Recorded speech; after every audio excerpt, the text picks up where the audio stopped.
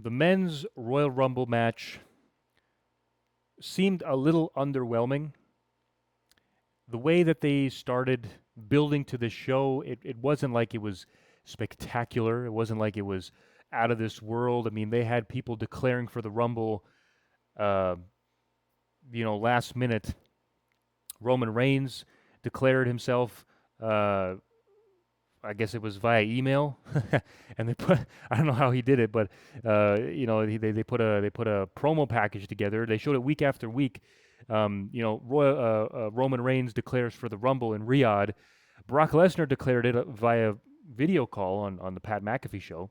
So there was a lot of different folks that were declaring for the Rumble, and they were doing it in different manners. But the hype behind this didn't seem like it was there. We were hoping that they could pull something together for the fans. And I'll tell you something. My pick to win the Rumble was not Roman Reigns. Although if Reigns did win, I wouldn't have an issue with it. And I'll tell you why. You might sit there and think that this is just another way for WWE to not build superstars for the main event of WrestleMania. And you're right. You're right. We know WWE would rather focus on putting, I guess you can call them part-time talent or established superstars who do not need the spotlight, put them in the main event because they're going to draw tickets. And Roman Reigns is that guy. But we got to remember, though, Roman Reigns wasn't always that guy. He had to work his way up to that point. And we know how much work it can take for a company to create a Roman Reigns-like character. But that itself is not an excuse for deciding to put a part-time talent in the main event when there was a lot of other options out there. Now, because it's Roman Reigns, I don't have an issue with it. Because Roman is the guy to bring in eyeballs to the product. He's a phenomenal storyteller. He's going to sell tickets, and that's what WWE's looking to do, is to sell tickets. So you could say they took the safe way out, but in my opinion, it seems as if they also this was the right thing for them to do if they were not planning to build any other superstar for this spot. I mean, Roman Reigns said it himself that he gave WWE 2 years. Of course, this might have been a little bit in character, but it's not like what he's saying is not true. Like we see this unfolding on television. 2 years since he dropped the title, and they couldn't build somebody up to that level that could take the spot. And he's not lying about this. It's actually true. So if you're WWE and knowing how WWE thinks, this was the second best option. It was Roman Reigns. So Roman Reigns wins the Rumble. Let's get into it here. We kick this off. We get Obafemi to start the Rumble. And the crowd was electric for this man. Of course, when you think of who is going to be a main event and what we're looking for in a main event, talent, you look at a guy like Obafemi, and everybody was singing along. Everybody was hyped up. Everybody loved this guy. And then number 2 came out was Bron Breakker. Now, I'll give WWE this. I mean, we always talk about, like, can you swerve us? Can you do something different? So we got to give him credit where credit is due. He lasted less than a minute before being eliminated by Obafemi because he was attacked by a masked man in black who used a Seth Rollins style stomp before running away in the crowd. This is probably like the 6th or 7th time in the last couple of years where we've seen a guy come in from the audience, the crowd, covered in black, hits a move, and either reveals himself or runs off. This whole idea of, like, let's let's have you out there in all black. I guess Triple H likes to keep people, I mean, undercover or not disclose them before he wants them to be disclosed. But sometimes doing something of that nature, you don't always have to like cover up the guy. Like you don't always have to like hide who it is, because you could simply just show who the person is. Now, the only time this would not work is if the person who's actually hitting the move is not the person or not the talent that is involved in that storyline. And you know what I mean, because let's face it, Austin Theory, when he was revealed as the masked man, he may not have been the guy that actually stomped, I think it was Punk at War Games. He may not have been the guy. It might have been somebody else dressed up, and played the role, and then you would think it was Austin Theory.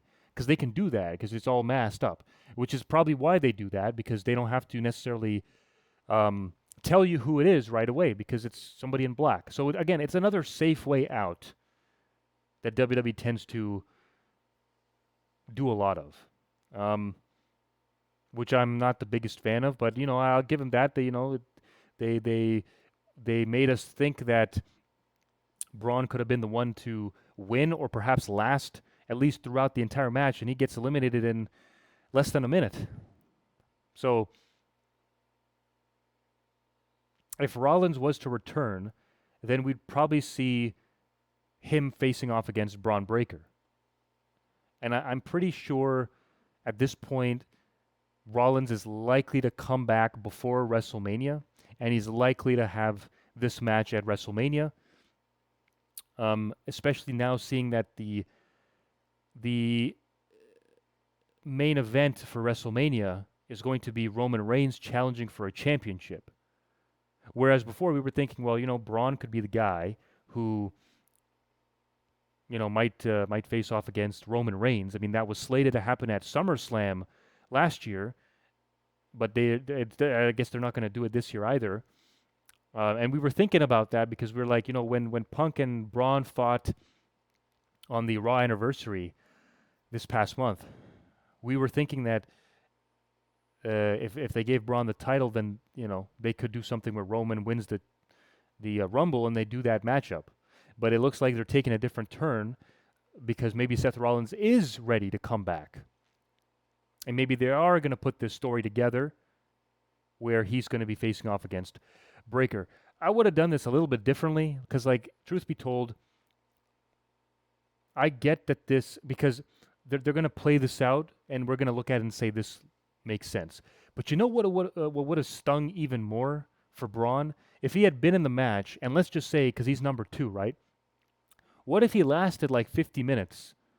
What if he lasted the entire match up until number 30, so we can say that he was in the entire match, and then at sort of the last minute, you have this man come out and curb stomp him, or have this man, I don't know, just come out and maybe he's in the ring, he hits him with the move, and then someone takes Breakker, someone can pick up Breakker and just throw him out the ring, gets eliminated, and whose fault would that be? The guy that came out all covered up and hits him with the move and runs off.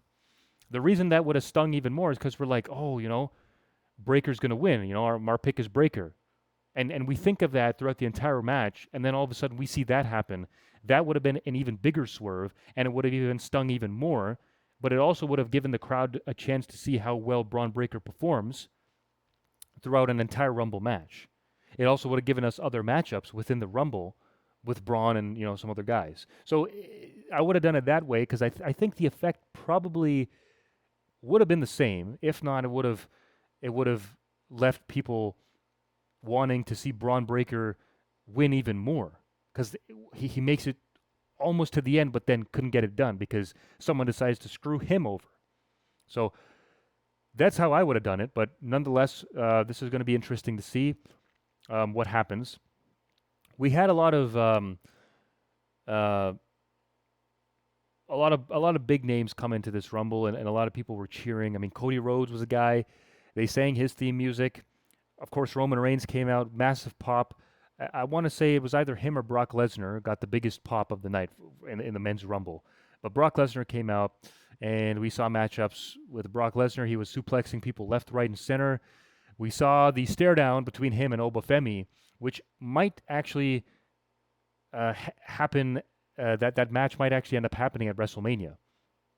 There was rumors that Gunther might be the one facing off against Brock Lesnar, but perhaps they've made a switch and saying that Obafemi might be that guy. I know we saw sort of a stare down, and then a bunch of wrestlers came in and separated the two, started beating each other up, and then they had another stare down. So they kept teasing it throughout the actual match itself. But that'd be cool to see. It'd be cool to see that seeing Oba facing off against Lesnar. Jey Uso, I got to say, he was another pop. Everybody was excited for Jey Uso singing along. I sound like a broken record when I say this, but I'm over the fact. I'm over Jey Uso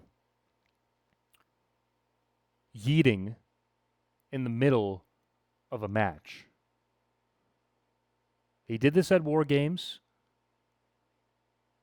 and he tried doing this at the Rumble.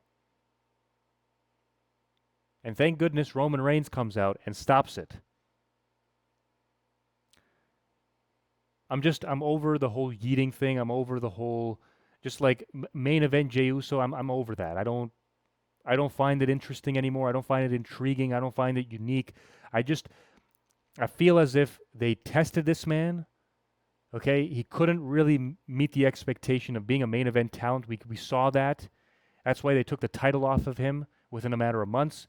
That's why you had Rikishi on social media get upset that his son,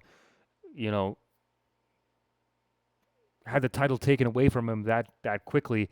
Quite frankly, it's something to be grateful for. Like WWE is giving chances to superstars that I mean, Vince McMahon normally wouldn't give chances to guys like that. Yeah, I mean, he wouldn't. Vince McMahon would give you Brock Lesnar versus Roman Reigns for the 1,000th time. At least be grateful that Jey Uso was in a title match, a world title match at WrestleMania, and actually won. And look at the fashion he won it in. He made Gunther tap out.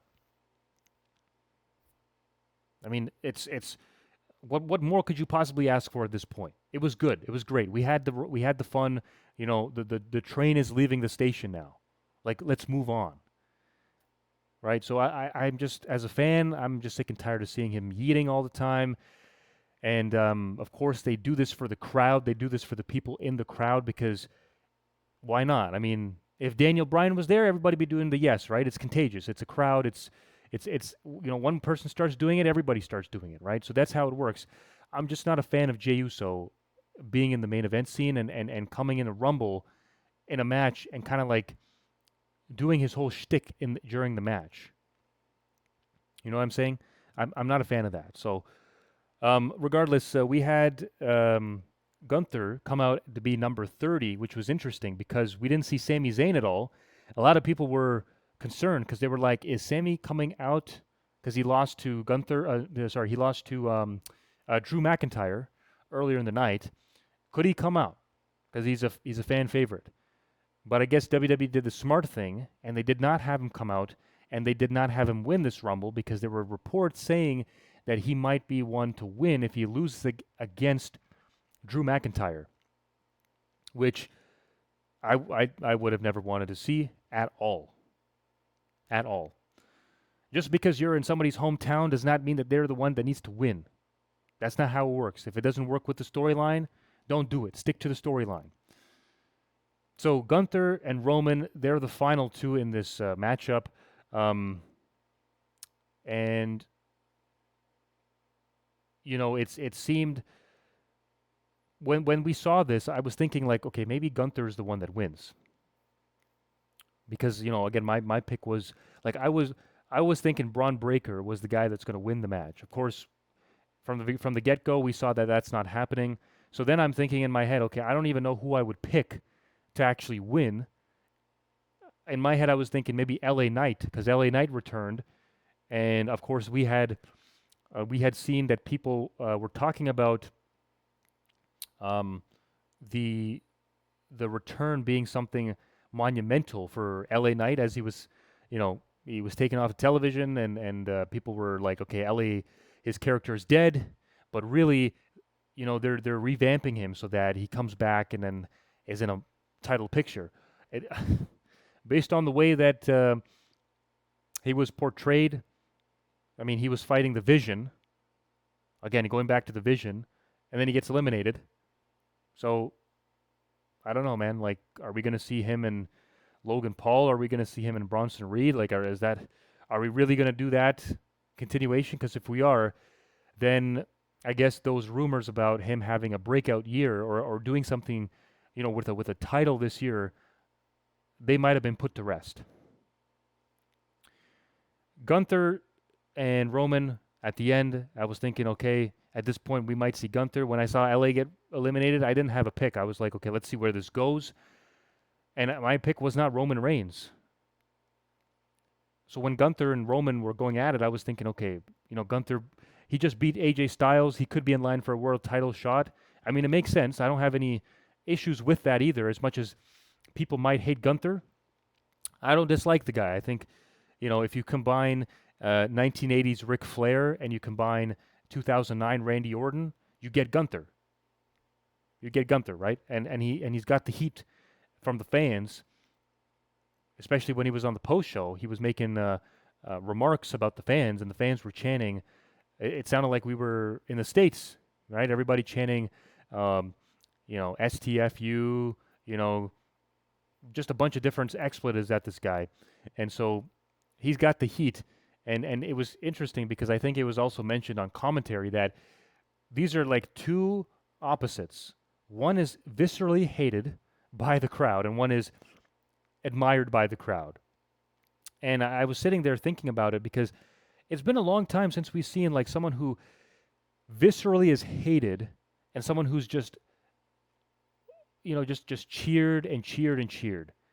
It just, I soaked in that moment because I was like, you know what, we're probably going to see this matchup sometime down the road because Roman Reigns is eventually going to retire, and who better to retire him than Gunther? So again, seeing Gunther and Reigns, I mean that's going to be one hell of a box office. I mean that could probably main event any of the big four shows, whether it's Royal Rumble, WrestleMania, SummerSlam, Survivor Series. That's a main event for sure. So I'm glad that we got to see a little bit of a glimpse of that.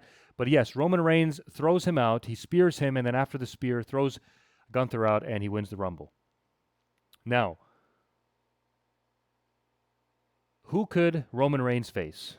Well, there's an argument for both. He could go face Drew McIntyre, or he could go face CM Punk. Truth be told, McIntyre has his own issues right now with Cody Rhodes and Jacob Fatu, which have not been cleared up. As a matter of fact, Drew McIntyre, maybe what he did is he kind of showed us that WWE is not going to go the Reigns and McIntyre route because he was at the Rumble. He didn't enter the Rumble, but he screwed Cody because he claymored Cody. Basically, Cody was hanging on the top rope, half in, half out kind of thing, and so he claymored him as he was kind of hanging over, and then that's how he got eliminated, got kicked out of the Rumble. So we know that McIntyre's not done with Cody, so I'm sure that they're going to create some kind of storyline around this match, this feud for WrestleMania. Could we see a triple threat? Fatu, McIntyre, Cody. Sure. Could we see Sami, included in this kind of storyline? Because think about this. I was thinking about this, and I was like, could they do this? I'm not sure if they will, but it's interesting to think about these kind of like possibilities for WrestleMania. Let's say that Drew McIntyre was not the one who attacked Jacob, and let's say it's not Cody either, but let's say it's revealed to be Sami Zayn. Sami Zayn was the one who put this plan together, to get himself in the title picture, to try to take Jacob out of the picture. And of course, this would help us look at Sami in a different way, because at this point he would turn heel, doing so, and we would see him more for who he is. Because I believe Sami Zayn, I mean, he's great as a babyface, but he's even more loved as a heel. I mean, look at this time when he was in the Bloodline. He was the most cheered heel in that group for that short stint.